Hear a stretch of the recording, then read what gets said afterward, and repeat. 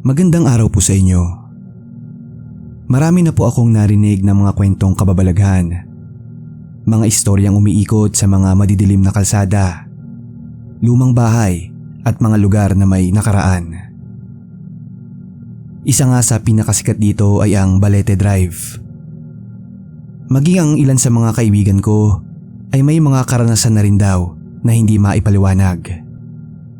Pero ako, hindi po ako madaling maniwala sa mga ganyan. Hanggang sa dumating ang isang pagkakataon na ako mismo ang humarap sa isang bagay na hindi maipaliwanag. Tawagin niyo na lang po akong Jomar. Isa po akong food delivery rider dito sa Cavite. Sanay sa mahabang biyahe at puyatan. Laking samar po ako. Galing ako sa lugar na puro bundok, ilog at kakahuyan. Kaya doon pa lang ay madalas na akong makarinig ng mga kwentong kapre, tikbalang at kung ano-ano pa. Pero kahit kailan, ni isang beses, hindi pa ako nakaranas doon ng kahit anong kababalaghan. Kaya naman noong lumipat ako dito sa Cavite para magtrabaho, ay hindi ko inakalang dito ko pala mararanasan ang pinakakakaibang gabi ng buhay ko. Nagsimula ito noong gabi ng Nobyembre, taong 2022. Malamig at maaliwalas ang panahon noon. Marami kaming mga rider ang nag-aabang ng booking sa tapat ng isang fast food. At doon nga nakatanggap ako ng isang express delivery na kailangang hihatid bago mag alas 12 ng gabi. Ang destinasyon, Barangay Daine sa Indang, Cavite. Hindi ko pa nararating ang lugar na iyon, pero sabi ng mga kasama ko, mas mabilis daw kung dadaan ako sa shortcut. May isang tulay lang ang kailangan kong tawirin para marating ang barangay. Hindi raw ito gaanong matao, liblib at bihirang daanan. Mas mabilis daw ang ruta. Wala naman akong agam-agam, sanay ako sa mga daang madidilim, kaya pinili ko ang ruta. Bandang alas 11 ng gabi, sinet ko na ang Google Map at umalis na ako mula sa pwesto namin. Maayos ang takbo ng motor at maaliwalas ang panahon. Nang medyo papalapit na ako sa shortcut, ay nagsimula ng mag-iba ang dating ng tanawin. Pabawas na ng pabawas ang mga bahay at napapalitan na ito ng mga puno sa magkabilang gilid ng daanan. Totoo ngang liblib ang lugar pero mas mabilis ang biyahe. Hanggang sa marating ko na ang sinasabing tulay ng mga kasamahan ko. Pagdating ko doon ay nakita ko na ang tulay. Normal lang ang itsura nito. Medyo malapad pero gaya ng inaasahan ko, tahimik at walang ibang sasakyan.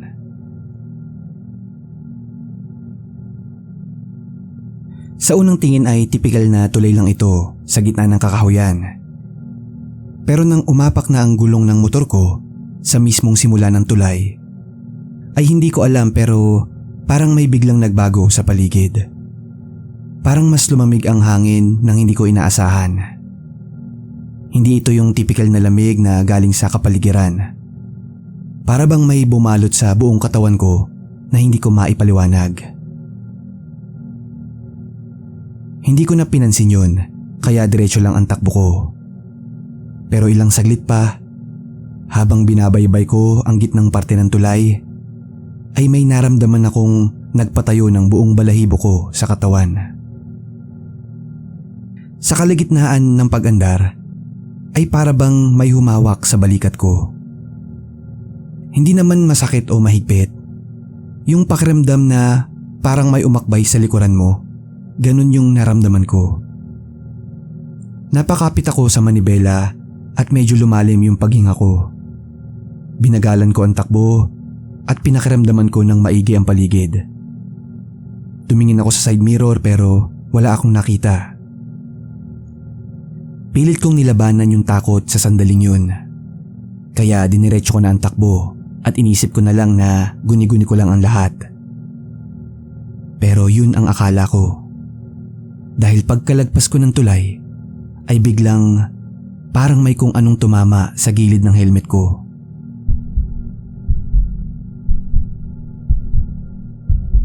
Akala ko sanga lang ng puno o para bang may nambato sa akin. Pero nung tumingin ako sa side mirror ay may nakita akong mga itim na hibla ng buhok. Sumasabay ito sa hangin ng pag-andar ng motor. Hindi ko alam kung iiyak ba ako o sisigaw sa puntong yun. Kaya sa sobrang takot napahinto ako sa gilid ng saglit. Mabilis akong bumaba ng motor. Tinanggal ko ang helmet at sinipat ang paligid. Pero wala naman. Walang tao, walang sanga ng puno sa may baba, walang kahit ano. Pero yung pakiramdam at yung presensya na para bang may kasama ka ay naroon pa rin. Kaya hindi na ako nagtagal pa. Agad akong umalis at nagpatuloy sa address ng customer.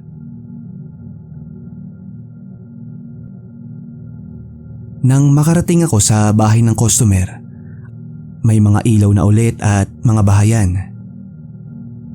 Naging ayos naman ang pag-deliver ko ng pagkain. Tahimik itong tinanggap ng customer.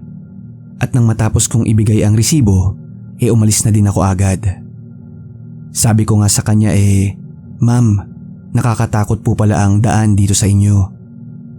Sabi niya, oo daw. At dapat daw sa ganung oras sa highway na ako dumaan. Doon ako napaisip, sana nga ay sa highway na lang ako dumaan. Habang naglalakad ako pabalik sa motor, ay hindi pa rin lubos na nawawala yung takot ko. Iniisip ko kung guni-guni lang ba yun o may kung ano nang nangyari. Pero ang mas nakakakilabot ay yung pakiramdam na parang may sumusunod sa'yo ay naroon pa rin. Kaya lumingon-lingon ako sa paligid. Pero wala talaga. Wala akong nakikitang kahit ano. Inisip ko na lang na baka dahil lang sa takot kaya ganun ang pakiramdam ko. Pero sa likod ng isip ko ay hindi pa rin mawala ang pakiramdam na yun. Dahil sa mismong pag-upo ko sa motor bago umalis, ay iba talaga ang naramdaman ko. Kabisado ko ang motor ko, araw-araw ko yun gamit. Pero sa pagkakataon na yun ay mas mabigat siya ng bahagya. Para bang may kasama ako, parang may angkas. Hindi ko na inisip masyado. Sabi ko sa sarili ko, dala lang ito ng takot. Kaya dumiretso na lang ako pabalik. Pero imbis na sa shortcut dun sa may tulay, ay sa highway na ako dumaan. Sa mas maliwanag at mas payapa. Pagbalik ko sa spot namin ay tahimik lang ako. Hindi ko na binanggit sa kanila ang nangyari. Ayokong pag-usapan. Ayoko ring isipin na baka lang may sumama nga sa akin mula sa tulay ng Daine. Kakaibang takot ang naranasan ko sa pagdaan kong iyon sa tulay. Pero akala ko tapos na. Ang hindi ko alam, doon pa lang pala magsisimula ang lahat.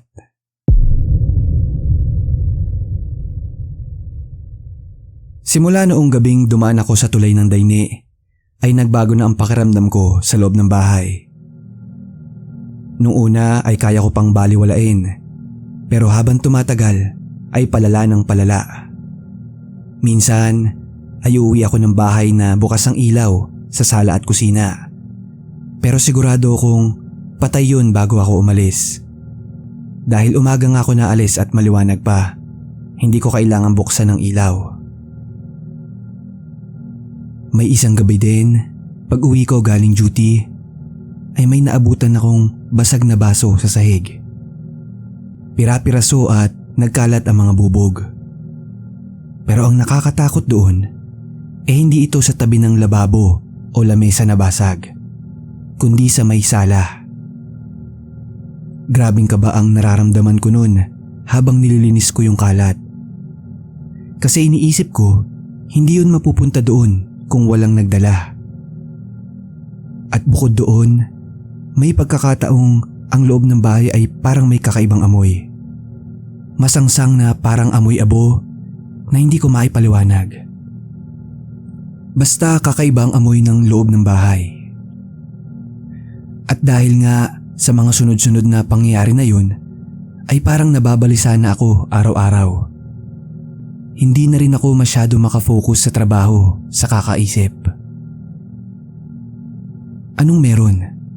Bakit nakaganoon ng mga pangyayari simula nang mapadaan ako sa tulay ng Daini? Hanggang sa dumating na ang gabing hindi ko makakalimutan.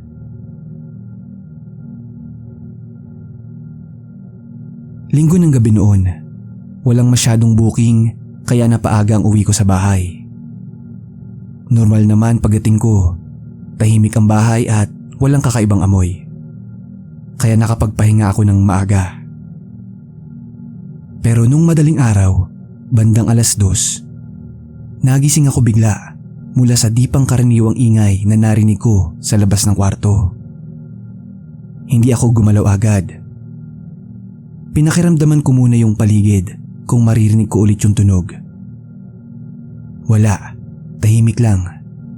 Pero iba ang pakiramdam ko sa puntong yun. Para bang may ibang presensya. Dahan-dahan akong dumilat. At sa pagdilat kong iyon, sa ilalim ng onting liwanag mula sa bintana, ay doon ko siya nakita. Sa may sulok ng kwarto, sa parte kung saan nakapatong ang aking bag sa may upuan, ay may isang figura na nakatayo. Isang babae nakatayo sa sulok. Nakaputing duster, mahaba ang buhok na nakalugay hanggang dibdib. Hindi siya gumagalaw, hindi kumikilos. Pero alam kong nakatingin siya sa akin. Hindi ako nakasigaw nun, hindi rin ako nakagalaw. Natulala lang ako mula sa kama. Pero may bahagi ng katawan ko ang nanginginig na. Ang mga daliri ko sa paa at mga palad ko ay basang-basa na ng pawis. At ilang segundo pa, biglang parang may dumaan na anino sa bintana. Napalingon ako at pagbalik ng paningin ko sa sulok, wala na ang babae. Hindi ako makapaniwala at mas lalong hindi ko maipaliwanag kung anong emosyon ang nararamdaman ko. Takot, kaba, pagtataka, basta takot na takot ako noon. Hindi ko alam kung anong gagawin ko. Ang naisip ko na lang umalis na ng bahay sa mga oras na yun. Sa sobrang kaba, dali-dali akong nagbihis. Kinuha ko ang susi ng motor at umalis ng bahay kahit madilim pa ang paligid. Wala na akong pakialam kung anong oras na. Basta hindi ko na kayang manatili pa sa bahay nung gabi na yun. Pakiramdam ko, pag pinilit kong manatili pa, baka hindi na ako magising kinabukasan. Dumiretso ako sa bahay ng kaibigan kong rider na si Eric. 2 kanto lang ang layo nito mula sa boarding house ko. Puyat siya palagi kaya malamang gising pa siya nung mga oras na yon. Pagdating ko sa gate ay hindi na ako nag-abalang mag-text o tumawag. Kumatok na lang ako kagad at tinawag ang pangalan niya. At pagbukas ng pinto, takang-taka si Eric. Sa itsura ko pa lang na pawisan, maputla at nanginginig ang mga kamay, ay alam niyang may mali na. Pinapasok niya ako agad. Hindi ko muna kinuwentuhan lahat. Ang sinabi ko lang ay yung mismong nangyari nung gabi na yon. At nang sinabi kong may nakita akong matanda sa loob ng kwarto ko, inanlambot ang mga tuhod ko. Napaupo ako sa sofa. Nanginginig ang balikat ko at pakiramdam ko lalagnatin ako. Hinang-hina ako nung gabi na yon. Tahimik lang si Eric na nakinig. Pero halatang nag-aalala siya. Inabutan niya ako ng baso ng tubig. At sabi niya, doon na lang muna ako matulog sa sala. Hindi na ako tumanggi. At sa unang pagkakataon, matapos ang pagdaan ko sa tulay ng Daine, kahit papaano, nakapikit ako ng payapa at walang ibang presensya.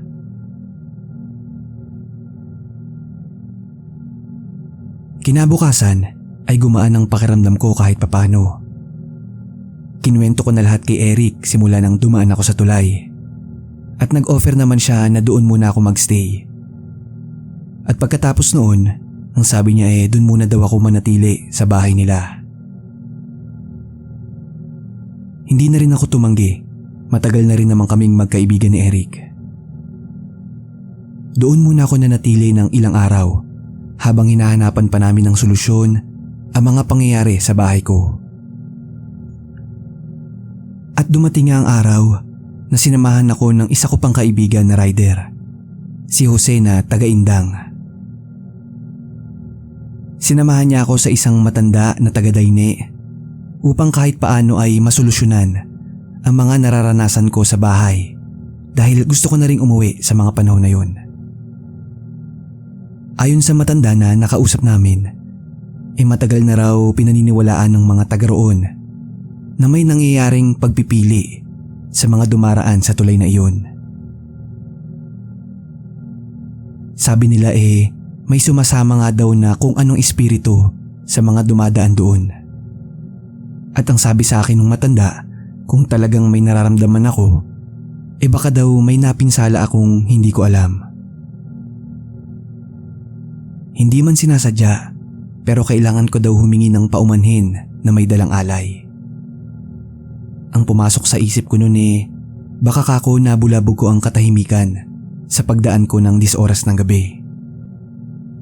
Kaya kinabukasan ng umaga, bumalik ako sa tulay na may dalang isang plastik ng bigas. Tahimik ang paligid, wala pang mga sasakyan, wala pa ring ibang tao. Pagdating ko doon tumigil ako sa gitna at bumaba ako ng motor. Tahimik akong tumingin sa magkabilang gilid ng tulay at dahan-dahan akong humingi ng paumanhin. At pagkatapos nun, isinaboy ko ang bigas sa ibabang bahagi ng tulay, sakto sa pagkakasabi ng matanda. Pagkatapos ay umalis na ako. Simula noon gumaan naman ang pakiramdam ko at unti-unti na ring bumalik sa normal ang lahat. Lumipas pa ang mga araw nakakauwi na ulit ako ng payapa sa bahay ko. Wala na rin akong nararamdamang kakaiba. Wala nang presensya na parang may nasunod at wala na rin yung kakaibang amoy sa loob ng bahay. Pero kahit kailan, hindi na ako dumaan ulit sa tulay na yun. At siguro kung sakali mang may deliver ako papunta roon, iikot na lang ako sa may bandang highway kahit gaano pa kahaba ang dadaanan. At dahil nga sa karanasan kong iyon ay napagtanto ko, may ibang lugar talaga ata dito sa mundo ang pinaninirahan ng mga nilalang na hindi natin nakikita pero nararamdaman.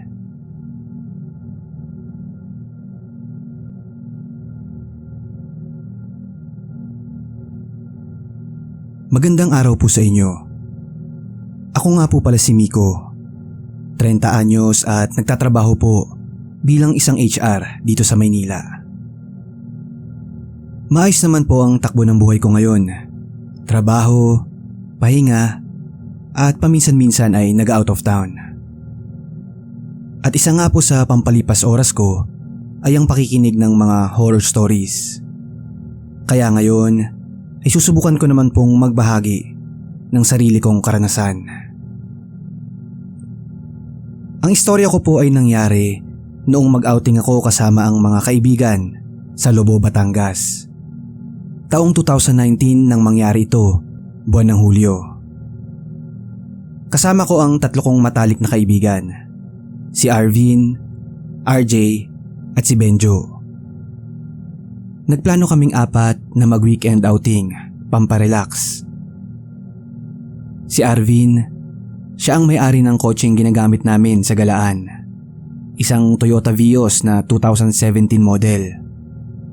Si RJ, ang pinakatahimik sa aming 4, At si Benjo naman ang joker ng grupo. Wala kaming budget ng mga panahon na yon, kaya hindi namin afford yung Boracay o Palawan. Kaya naghanap kami ng mura pero sulit na location. At doon nga namin nakita ang Lobo, Batangas. Maganda ang picture ng resort ng nakausap namin. Nakapwesto sa tapat ng dagat at maayos din ang mga picture ng kwarto, sakto para sa amin. At higit sa lahat ay 10,000 pesos lang para sa 2 days and 3 nights stay. Sulit na. Kaya nagdesisyon na kaming doon na lang pumunta.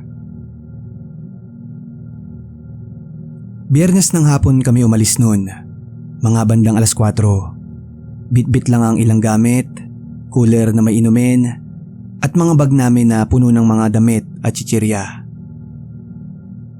Sobrang excited ko noon dahil medyo malayo ang lugar at ilang oras din ang biyahe papunta sa Lobo.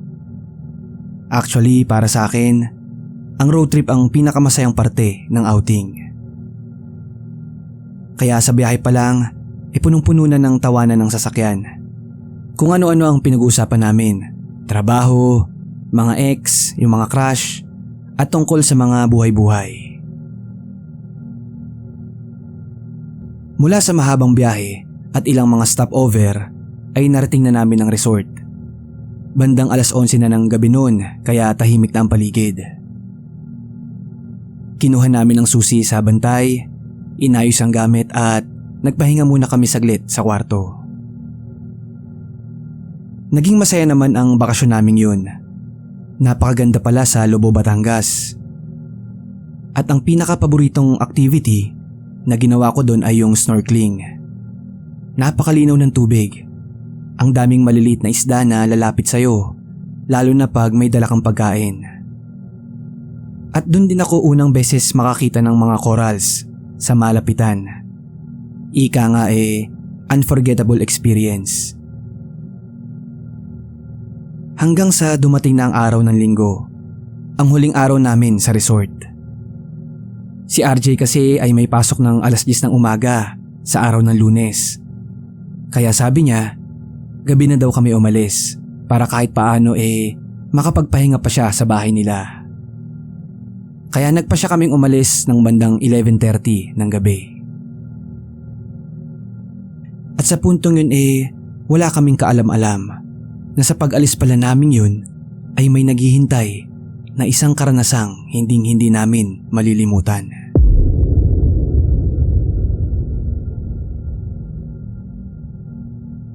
Dumating na ang oras ng pag-alis namin. Naayos na ang gamit at nakaredy na ang lahat. Bago kami tuluyang lumabas sa resort, huminto muna kami sa isang tindahan sa kanto para magkape, pang-alis ng antok sa biyahe. At nung umalis na kami, maayos naman ang naging takbo ng sasakyan. Ayon kay Arvin, kaka-maintenance lang daw nito noong nakaraang linggo. Kaya kumpiyansa siyang malabong magkaaberya. At isa pa halata naman, maayos ang takbo ng sasakyan. Makalipas ang halos 30 minuto, ay binaybay na namin ang paakyat na parte ng daan palabas ng Lobo. Walang ilaw sa lugar na iyon. Puro puno lang, matarik at pasigzag ang daan. Pero kalmado lang kami. Meron kaming music sa loob ng sasakyan, si Benjo ay natutulog, at si RJ naman ay nakikinig lang.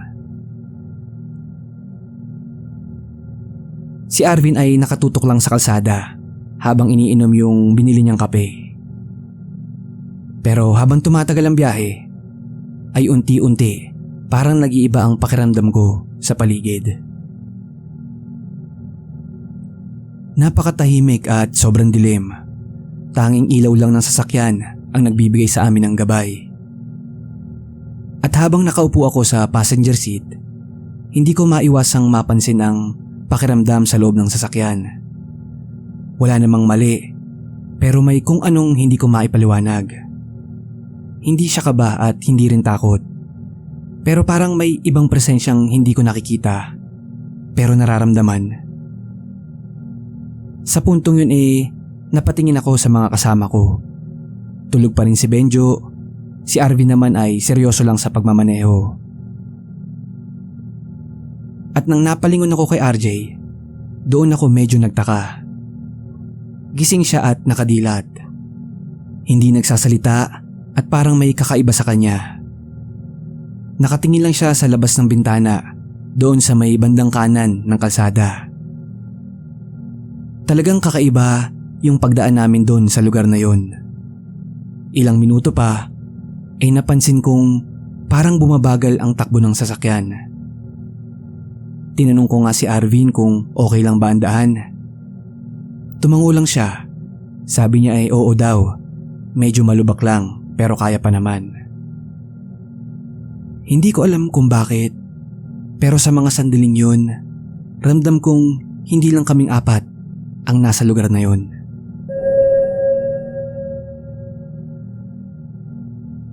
Nagpatuloy kami sa biyahe at tanging tunog lang ng makina at mahinang music sa radyo ang naririnig.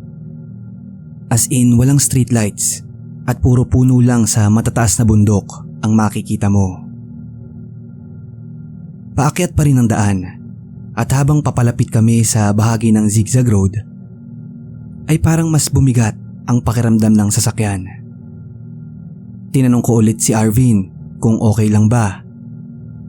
Tumango lang ulit siya at dun ko napansin na seryoso na ang mukha niya.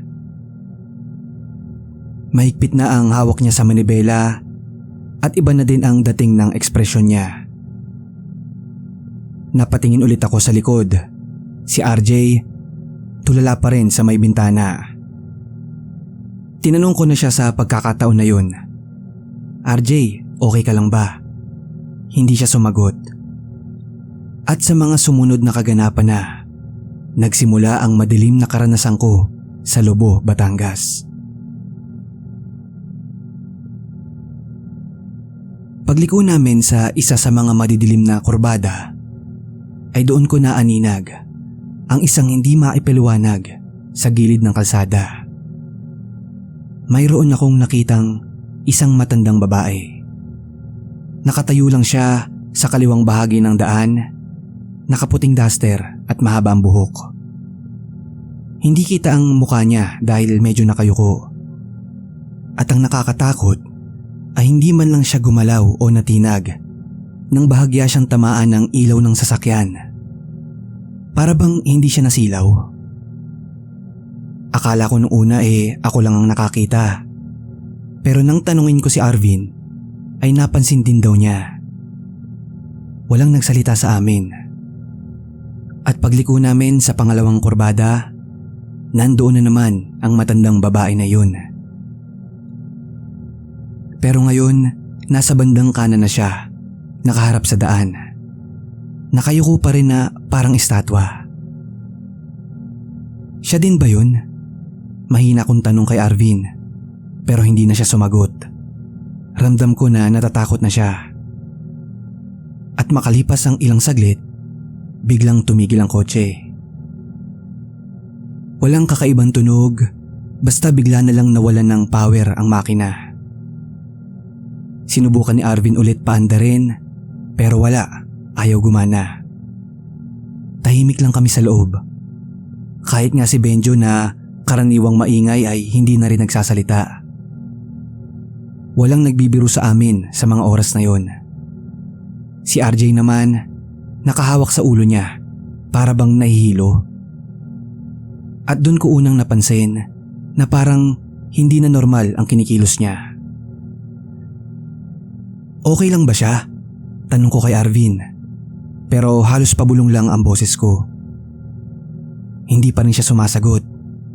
Hinawakan lang niya ang susi at sinubukang paandarin ulit ang sasakyan. Pero wala pa rin. At doon ko naramdaman, hindi lang basta takot ang bumalot sa loob at labas ng kotse namin. May ibang presensya. At habang hinihintay namin tumakbo ang sasakyan, bigla na lang napasigaw si Benjo. Si RJ ay nakahandusay na sa upuan. Naninigas ang katawan, nakapikit pero parang nahihirapan huminga. "Pre, Sigaw ko. Halos hindi ko alam ang gagawin. Si Arvin, binuksan ang bintana ng kotse para makahinga si RJ. Si Benjo naman ay natataranta na rin. Nakita ko ang mukha ni RJ, namumutla at hindi gumagalaw. At sa hindi inaasahang sandali, biglang umilaw ang dashboard ng kotse. Tumunog, tapos umikot ang makina at muling umandar ang kotse. Sa puntong yun natataranta na kami sa loob. Pilit naming ginigising si RJ. Habang si Arvin naman ay diretso lang sa pag-andar. Ako, hawak pa rin ang braso ni RJ. Ginigising ko siya. At nung makita kong dumidilat na siya, ay medyo napanatag ako. Sa isip ko ay paulit-ulit kong binabanggit. Makakauwi rin kami. Makakauwi rin kami. Hindi biro ang pagdaan namin sa lugar na yon sa Lobo. Kakaibang pakiramdam talaga ang bumalot sa aming apat. At unti-unti, naging banayad naman na ang takbo namin palabas. 3:00 ng madaling araw, habang patuloy kaming bumabaybay palabas ng Lobo, ay tahimik lang ang loob ng sasakyan. Mabuti na lang si RJ ay nagkaroon na ng malay sa mga oras na yon. Pero paulit-ulit ang tanong namin sa loob, sino kaya yung matanda na yon? At nang medyo sumilip na ang liwanag, naisipan naming mag-stop over muna sa isang maliit na tapsihan sa gilid ng highway para kumain. Habang umuorder, nagtanong kami sa isang matandang tindero doon. Hindi namin kinuwento yung mga nangyari. Pero base sa ekspresyon ni Manong, pakiramdam ko alam niya kung ano yung tinutukoy namin. Ayon sa kanya, maraming insidente raw talaga ang kumakalat sa kurbadang iyon. May mga kwento daw na may matandang babaeng nakaputi ang nagpapakita. At marami na rin daw ang nakaranas na masiraan sa gitna noon. Ayon sa kanya, may isang matandang babae daw noon ang natagpo ang wala ng buhay sa lugar na yon. Pero hindi niya alam ang buong detalye. Sa puntong yon, hindi na namin inusisa pa. Para sa amin, sapat na yung narinig namin na hindi lang pala kami ang nakaranas ng ganoon. Pagkaalis namin, ay tahimik naman ang naging biyahe namin pauwi ng Maynila. Si RJ na dapat ay papasok, hindi na nakapasok dahil sa pagod na rin. Sa kasalukuyan ay nakabalik na kami sa mga normal naming buhay. Paminsan-minsan ay pinagkikwentuhan namin ang gabi na yon sa Lobo, Batangas. Pero para sa akin, hindi ko alam kung anong klaseng nilalang ang bumati sa amin noong gabi na yon. Pero simula noon, naniniwala na akong may mga daang hindi basta-basta dinadaanan. Lalo na kung 10 oras ng gabi at wala kang ideya sa nakaraan nito.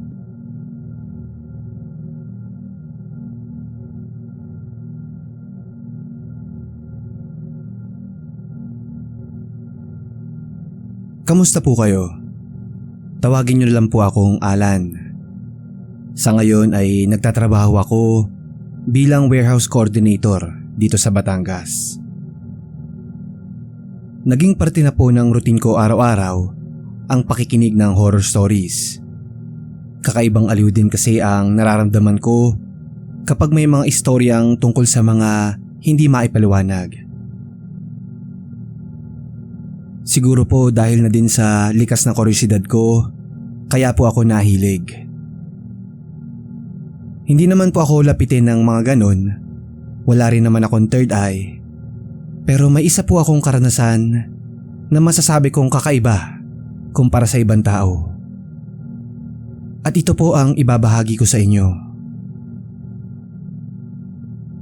Taong 2016 nang mangyari sa akin ang kwentong ito.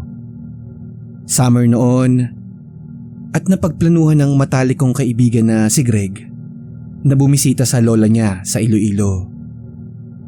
Inimbitahan niya ako, pati na rin ang isa naming kaibigan na si Martin. At dahil nga matagal na rin akong hindi nakakalayo sa syudad, nagdesisyon na akong sumama. 3 araw daw kaming mananatili sa baryo. Sapat na yon para makalayo sa polusyon, ma-refresh din ang utak, at kahit paano ay makalanghap ng sariwang hangin. Nag-file ako ng leave at nag-ready na kami sa pagbabakasyon. Madaling araw ng Biyernes kami umalis. Sumakay kami ng bus patungong pier at mula roon ay bumiyahe na kami papuntang Iloilo. Mahaba ang biyahe, mahigit 10 oras. Naging maganda naman ang pag-alis namin. Sa totoo nga nakakagaan ng loob. At kahit simple lang ang destinasyon namin, ramdam kong magiging payapa ang maiksing bakasyon na yon. Pagdating namin sa isang baryo na tinatawag nilang Kubo, agad kong napansin ang katahimikan ng paligid. Wala kang maririnig kundi huni ng ibon, kaluskos na mga dahon, at minsan ay langit-ngit na mga kawayang nakikiskisan kapag may dumadaan na hangin. Ang bahay ng lola ni Greg ay gawa sa kahoy. May malawak na bakuran at maraming tanim na gulay. Sa likod, may parang maliit na kakahuyan. At pag nakalampas ka roon, sabi ni Greg ay may taniman daw ng palay. Solar panel lang ang source ng kuryente nila doon. Pero ayos lang sa akin yun. Sa totoo nga iyon pa ang isang nagustuhan ko doon. Limitado lang kasi ang paggamit ng gadget. May ibang lugar na walang signal. Ibig sabihin, walang deadline sa trabaho at walang tawag sa opisina. Pakiramdam ko nga parang bumalik ako sa panahong wala pang cellphone. Dumating kami sa bahay mga bandang 6:00 ng hapon. Nagpahinga lang kami saglit at maya-maya ay naghapunan na rin. Naganda sila ng native na tinolang manok. Tapos noon ay nagkwentuhan lang kami sa silong habang nagkakape. Maaga rin kaming natulog. At doon ko unang naramdaman ang ibang klaseng tulog. Napakatahimik, malalim, at parang niyakap ako ng kalikasan. Kinabukasan, nagising ako sa amoy ng nilulutong sinangag at mainit na kape. Napakamaaliwalas ng umaga at ang sarap ng hapin ng simoy ng hangin. Sa araw na yon ay tumulong din kami mag-igib ng tubig, mag-ayos ng mga paso at naglakad-lakad din kami sa paligid. Sa bawat sulok ng lugar, ramdam mo ang buhay. Mga halaman na tila ba nakangiti, mga hayop na nagkalat, at mga taong masaya sa simpleng pamumuhay. Sa puntong yun ang akala ko magiging napakaayos na ng pagbabakasyon namin doon. Pero ang hindi ko alam, ang mapayapang araw na yun pala sa isang iglap ay mapapalitan ng pinaka nakakatakot na karanasan ko sa buhay.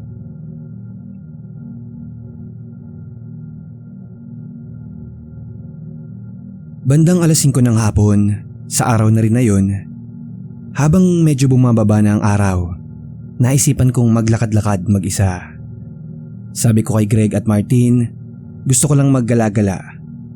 Baka makabili na rin ako ng chichirya kung may tindahan na malapit.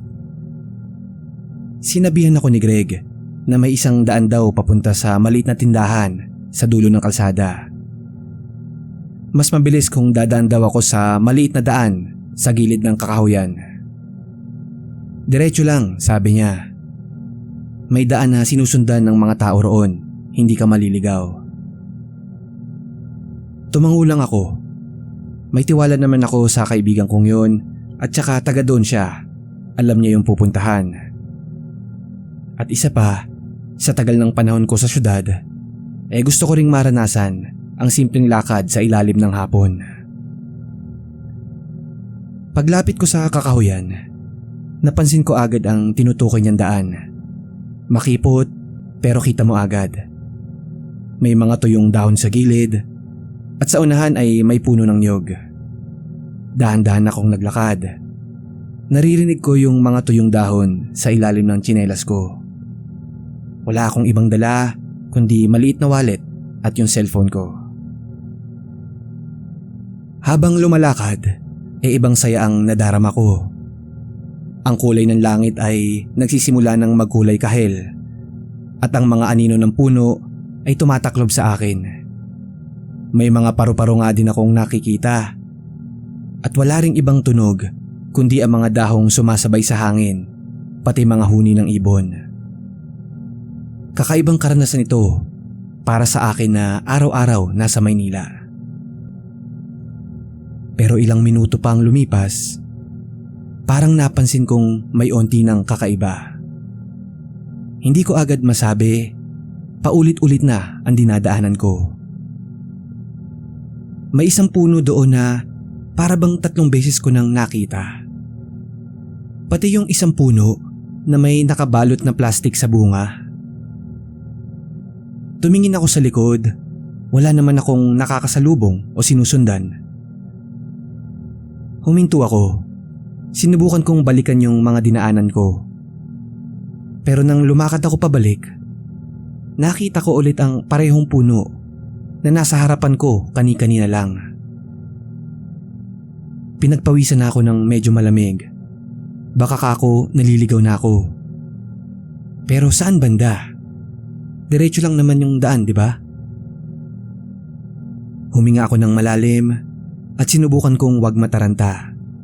Baka guni-guni ko lang o siguro nga nagkamali ako ng nilikuan. Pero sa mga sumunod na hakbang ko, lalo akong kinabahan. May bahagi ng daan na tila ba mas madilim na kaysa kanina. Para bang lumubog na yung araw sa parting yun. At sa gilid ng paningin ko, may mga bagay din akong napapansin. Ang mga dahon ay para bang gumagalaw ng paikot-ikot, salungat sa hangin. Hindi pa ako natatakot ng sobra nun. Lubhang pagtataka at kabalang ang bumabalot sa isip ko. Pero sa puntong yun, alam kong hindi na ito ordinaryong lakad lang. Tinignan ko ang oras sa cellphone ko at tama naman. Pero ang pakiramdam ko parang ang tagal-tagal ko nang naglalakad. Ramdam ko na yung basang likod ko sa pawis. Nangangawit na din yung mga braso ko. At ramdam ko na rin ang pamamanhid ng talampakan ko kakalakad. Sa isip-isip ko, hindi naman ganito kalayo yung tindahan na sinasabi ni Greg. Bumalik ako sa unang kurbang nilikuan ko sa pagkakaalala ko. Kasi sa bawat pagliko ko, pamilyar na mga puno na naman ang nakikita ko. Katulad na lang nung punong may balot na plastik ang bunga, yung batong may lamat sa gilid. Yung mga yun paulit-ulit silang lumilitaw. Doon na ako lubos kinabahan. Sinubukan ko ng tumawa gamit yung cellphone ko pero walang signal. Ilang ulit kong tinaas-taas yung kamay ko, iniikot-ikot para makasagap pero wala. Sabi ko sa sarili ko, baka napalayo lang ako. Pero habang lumalalim ang hapon, pakiramdam ko ay mas lumalalim din ang katahimikan ng paligid. Parang may bumabalot na sa paligid na hindi ko maipaliwanag. Maya-maya pa ay may napansin na akong mga galos sa braso ko. Hindi ko maalala kung saan ko yun nakuha. Sabi ko baka sa mga sanga o sa damo. Pero paano nangyari? Wala namang mga nakaharang sa dinaanan ko kanina. Tinignan ko ulit yung paligid, pero sa puntong yun, iba na ang dating. Pakiramdam ko parang may nagmamasid na sa akin.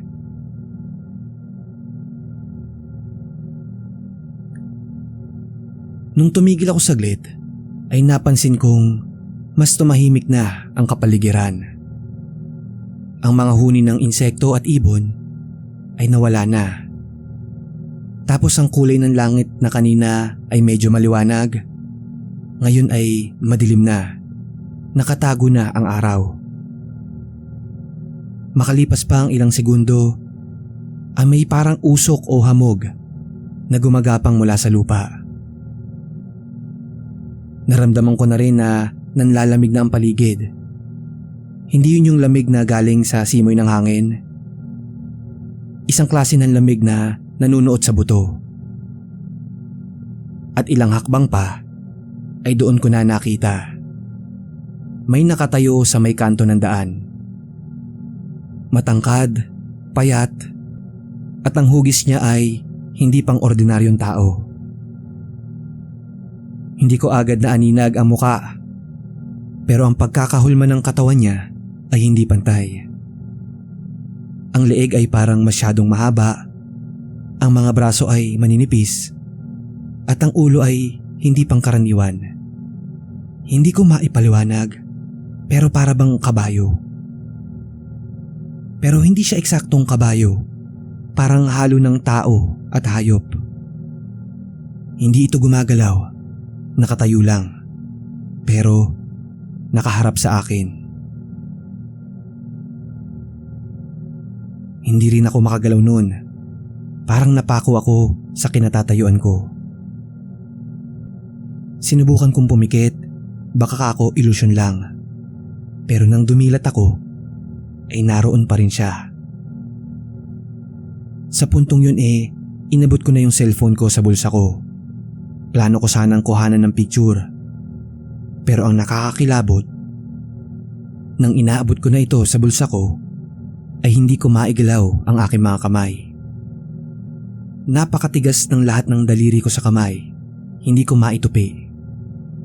Doon na dumoble ang kabang nararamdaman ko. Sa likod ko, sa gilid, sa paligid, ay kaluskos na mga tuyong dahon na may mabibigat na yabag. Pero wala akong nakikitang kahit ano. Wala rin akong naririnig na nagsasalita o humihinga. Pero alam kong hindi ako nag-iisa doon sa pwesto ko. Dahan-dahan akong umatras. Pilit kong nilalabanan ang kaba. Pero hindi pa rin gumagalaw ang nilalang. Nakatayo lang siya sa may bandang harapan ko. Nakatingin dun sa may kanto at para bang naghihintay. At makalipas ang ilang segundo ay biglang kumislap ang mga mata niya. Maliwanag na kulay pula. At doon ko na naramdaman ang panginginig sa buo kong katawan. Sinubukan ko ng tumakbo, ilang hakbang, pero pakiramdam ko ay hindi ako umaandar. Para bang tumatakbo ako sa tubig. Mabigat ang bawat galaw. Ang hangin, para bang pinipigilan ako. Parang ayaw akong paalisin. Nanghihina na ako noon. Napaluhod ako sa lupa at napaluhod ako sa damuhan. Sa gilid ng paningin ko, nakita kong lumapit yung nilalang. Isang hakbang, dalawa, at hanggang hindi ko na nabilang. At sa huling segundo, bago ako tuluyan nawala ng malay, nakarinig ako ng isang tawa. Hindi malakas, pero isang malalim na boses na tumatawa. At sa puntong yun, doon na ako tuluyang nawala ng malay. Sa pagmulat ng mga mata ko, hindi lang ilaw ang bumungad sa akin, kundi amoy ng sabaw ng luya, amoy ng nasusunog na panggatong mula sa kalan. At napansin ko ding may basang tuwalya sa noo ko. Saglit akong napatitig sa kisame ng isang bahay na hindi pamilyar. Nandun ulit ang amoy ng probinsya. Tunog ng manok sa labas at nakarinig ako ng mga boses na nag-uusap sa di kalayuan. Dahan-dahan akong bumangon. Masakit ang katawan ko. Puro sugat ang braso, likod at binti. Napansin kong iba na din ang suot kong pangitaas at nakahiga ako sa banig. At sa tabi ng pintuan ay nakita ko si Greg at si Martin. Hindi ko pa man naibubuka ang bibig ko, agad na silang lumapit sa akin. May halong kaba at ginawa sa mga mukha nila. Wala raw silang tulog kakahanap sa akin. Akala raw nila kung ano na nangyari. At doon ako nakaramdam ng ginhawa. Napagtanto kong nakalabas na pala ako ng gubat. Ayon kay Greg, isang lalaking magsasaka daw ang nakakita sa akin bandang 6:00 na ng umaga sa may Pilapil. Walang malay, walang pang itaas at puro sugat sa katawan. Sinubukan daw niya akong gisingin pero wala talaga akong malay. Kaya dinala raw ako ng lalaking yun sa bahay ng kamag-anak niya malapit kung saan ako nakuha. Agad din daw niya itong sinabi sa lola ni Greg dahil balita nga na bumisita kami doon sa baryo at doon nila nalaman na hindi ako umuwi kagabi. Habang kinikwento ni Greg ang lahat, pakiramdam ko ay mabigat pa rin ang ulo ko. Parang nananaginip pa ako. Pero totoo, nangyari nga ang lahat ng yun. Makalipas ang ilang oras, dumating ang lola ni Greg. Kasama niya ang isang matandang lalaki mula sa kabilang baryo. Tahimik ito pero seryoso. Naupo sa may gilid at sandaling nagmasid sa akin. Tinanong kung saan ako nanggaling at saan ako dumaan. Kinuwento ko ang lahat simula doon sa tindahan hanggang sa mahimatay ako. Tumango ang matanda at sa kanya sinabi, hindi lahat ng daan na akala mong tahimik ay payapa. Sabi niya, ang gubat na yun daw ay matagal nang kilala sa lugar. May matandang tikbalang daw na namamahay doon. Hindi naman basta gumagambala. Pero kapag may dumaan na hindi niya kilala o hindi nagpaalam, ay nililigaw niya. Nang makalabas na ako ng bahay, makalipas ang ilang oras, iba na ang tingin ko sa paligid. Ang katahimikan ng baryo, parang may ibang anyo na para sa akin. Hindi na lang basta hangin ang simoy, kundi alaala ng gabing muntik ko nang hindi makalimutang lubos. Kinabukasan, bago kami bumalik sa Maynila, dumaan kami sa harap ng gubat. Huminto ako saglit. Nakatitig lang ako doon sa daanan na tinuro ni Greg. Hindi naman ako nagtagal, pero bago ako tumalikod, marahan akong yumuko at bumulong. Pamanhin po at salamat. Mula noon, tuwing pupunta ako sa probinsya, lalo na sa mga lugar na hindi ko kabisado, palagi akong nagmamasid. Dahil sa karanasan kong yun, natutunan ko na hindi lahat ng daan ay para lang sa tao at hindi lahat ng nilalang ay makikita ng mata. May mga daang dapat iwasan at sa puso ko, hindi ko malilimutan ang gubat na yon sa Iloilo.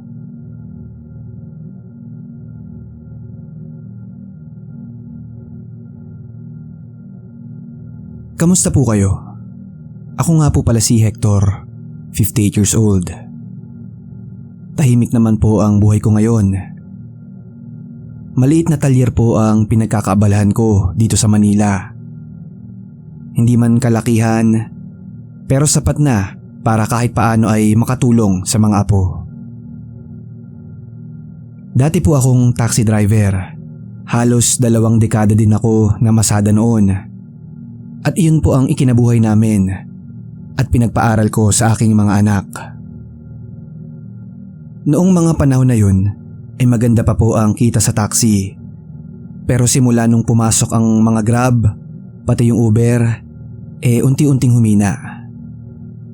Kaya nilisan ko na din po ang pagtataksi, mga bandang 2016. Sabi ko noon sa sarili ko baka panahon na rin talaga para huminto sa pagmamaneho. Pero kahit tumigil na po ako sa pamamasada, may isa akong hiling na nanatili pa rin hanggang ngayon. Ang pakikinig po sa mga horror stories. Nakakatuwa nga po, kasi kung dati sa radyo lang ako nakikinig ng horror, ngayon mas madali na, may YouTube na. Isang pindot lang, makakakinig ka na ng kwentong kababalagan kahit habang nagtatrabaho o nagpapahinga. At sa tuwing nakikinig po ako ng mga kwento mula sa iba't ibang tao, may isang alaala na laging bumabalik sa isipan ko. Isang gabing nagbigay din sa akin ng matinding takot. At naganap po iyon noong ako ay nagmamaneho pa ng taxi. Kaya naisip kong ibahagi na rin po sa inyo ang karanasan kong ito. Nangyari ito noong taong 1998. Isang gabi mga bandang 1:00 ng madaling araw. Katatapos ko lang maghatid sa isang pasahero sa may Santa Mesa, malapit po sa isang lumang ospital. Naaalala ko pa yung mga panahon na yon, di pa gaano uso ang cellphone, wala pang GPS, at maging mga CCTV ay hindi pa gaanong laganap. Tahimik at madilim ang kalsada noong gabi na yon. Ilang ilaw lang ng poste ang bukas at ang hangin ay medyo malamig. Sanay naman po ako sa mga ganong biyahe. Madalas, halos ako nga lang ang bumabaybay sa mga lansangan tuwing madaling araw. Pero nung gabing yun, parang may bumabalot na kakaibang katahimikang hindi ko maipaliwanag. Paghatid ko dun sa isang pasahero, napadaan ako sa tapat ng ospital. Napansin kong may isang babae na nakatayo sa may sidewalk, nag-aabang ng masasakyan. Kulay puti ang suot niya, para bang uniform ng nurse. Nakatungo lang siya doon habang nakatayo sa ilalim ng poste. Dahan-dahan kong hininto ang taxi ko sa tapat niya. Walang ibang tao sa paligid at napakatahimik. Binuksan niya ang pintuan sa likod at tahimik siyang sumakay, tapos marahan din niyang sinara yung pintuan. Naaalala ko nga sa pagpasok niyang yun hindi siya tumingin sa akin. V-Cruz lang po, mahinang sabi niya, at yung boses niya parang pagod at puyat. Tumango lang ako at nagsimula na akong bumiyahe. Tahimik lang sa loob, walang radyo at hindi kami nag-uusap. Pero habang patuloy akong nagmamaneho, napansin ko ang kakaibang lamig sa loob ng sasakyan. Iba yung lamig na yun. Alam ko yung lamig na galing sa aircon. Pero yung naramdaman kong lamig pagpasok niya ay hindi natural. May isa pa akong napansin sa pag-alis namin yun. Hindi ko alam kung guni-guni ko lang. Pero habang papalapit na kami sa V-Cruz, parang may kakaibang bigat yung loob ng taxi. Kabisado ko yung sasakyan ko. At alam kong mag-isa lang siya na sakay ko. Kaya talagang nakakapagtaka. Pagdating namin sa may kanto ng V-Cruz, binagalan ko na ang takbo. Medyo madilim na kasi ang bahagi ng kalsada na yun. Halos walang ilaw ng poste ang bukas. Kalmado ko siyang tinanong habang hindi inaalis ang tingin sa daan. Saang parte po ba ng V-Cruz kayo, ma'am? Walang sumagot. Napatingin ako sa rearview mirror at medyo nilakasan ko pa ang boses ko. Ma'am, saan po ba sa V-Cruz? Wala pa rin. Nakatungo lang siya sa likod at hindi pa rin sumagot. Napakunot na ako ng noo nun. Tumigil ako sandali sa ilalim ng ilaw ng poste. At dahan-dahan kong itinaas ulit ang paningin ko sa rearview mirror. At sa pagtingin kong iyon, laking gulat ko. Wala na yung babae. Walang tunog, wala ring bakas ng may bumaba. At higit sa lahat ng pintuan ay nakalak pa rin. Sa puntong yun para akong binuhusan ng napakalamig na tubig. Naramdaman ko agad ang biglang pagbigat ng dibdib ko. Parang hindi ako makahinga ng normal sa mga sandaling yun. Hindi ako makapaniwala. Sigurado akong may sumakay. Nagsalita pa nga siya eh. At kitang kita ko siya sa likod ng sasakyan kanina. Pero ngayon, wala na. Saglit akong hindi gumalaw.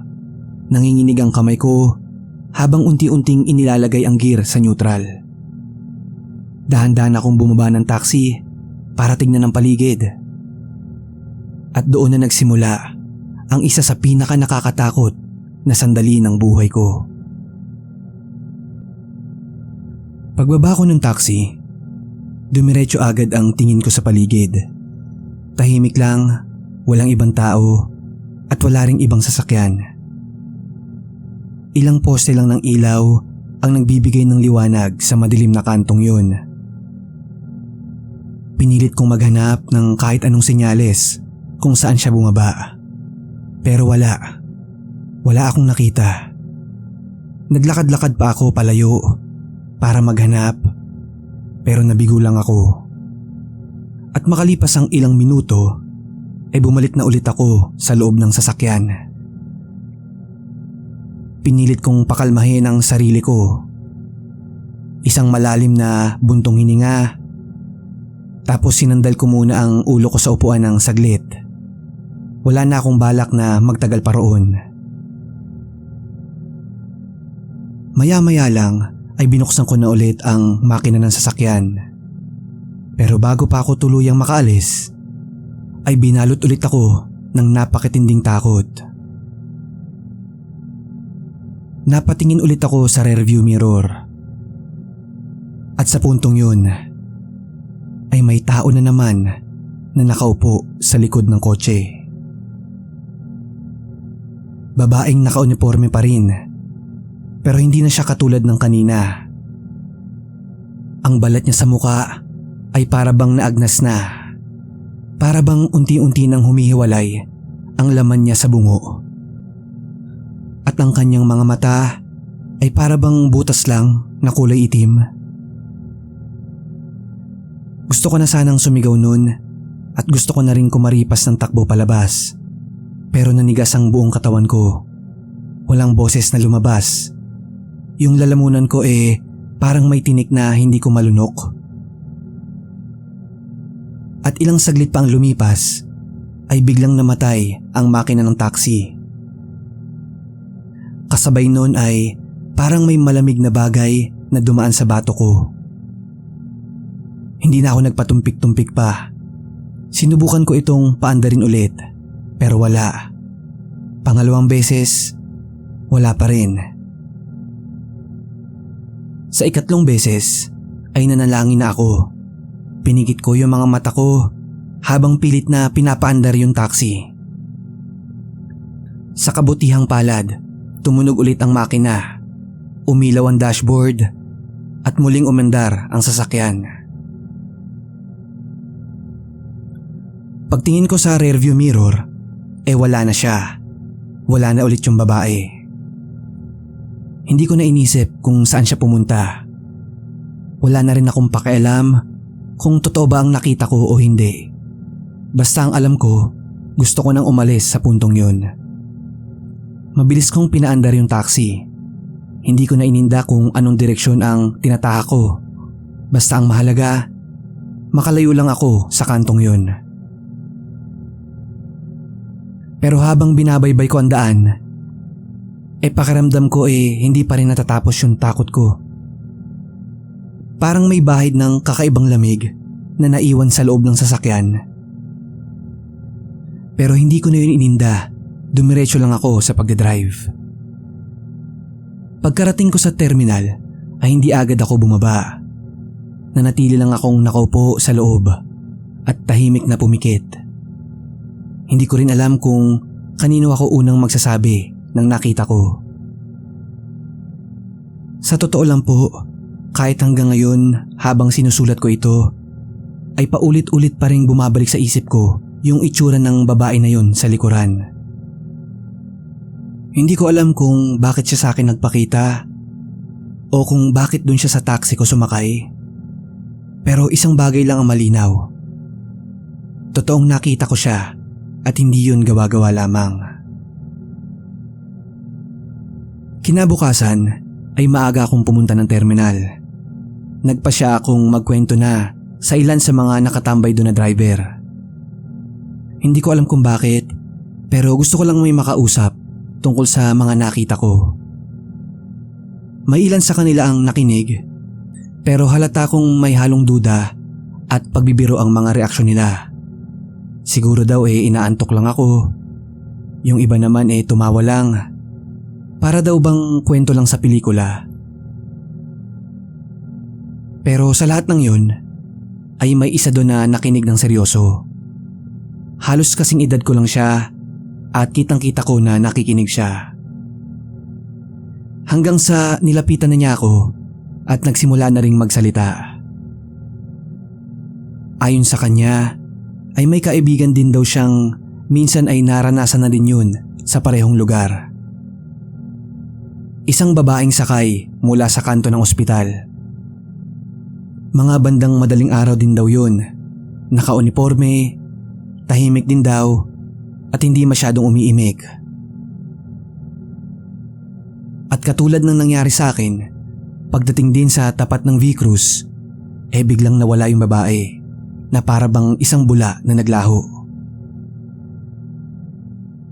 Napatingin lang ako sa kanya, pero sa isip-isip ko, para bang nahimasmasan ako. At least nalaman ko na hindi lang pala ako ang nakaranas nun sa tapat ng ospital na yon. Hindi ko na rin inusisa pa ang ibang detalye. Sapat na sa akin ang narinig ko. Walang CCTV sa ospital na yon nung panahon na yon, at kung meron man, ewan ko kung makikita yon sa footage. Simula noon ay umiwas na ako sa rutang yon tuwing gabi. At ngayong retirado na ako sa pagdadrive, ay hindi ko alam kung bukas pa rin yung ospital na yon. Sa ngayon ay payapa na ang buhay ko. Hindi na ako nagdadrive tuwing gabi. Pero may mga alaala talagang kahit ilang taon na ang lumipas, ay imposible nating makalimutan. Kaya sa tuwing nakikinig ako ngayon ng mga horror stories, ay minsan napapatahimik na lang ako. Dahil alam ko, hindi lang ako basta tagapakinig. Isa rin ako sa mga may dalang kwento na galing sa nakaraan.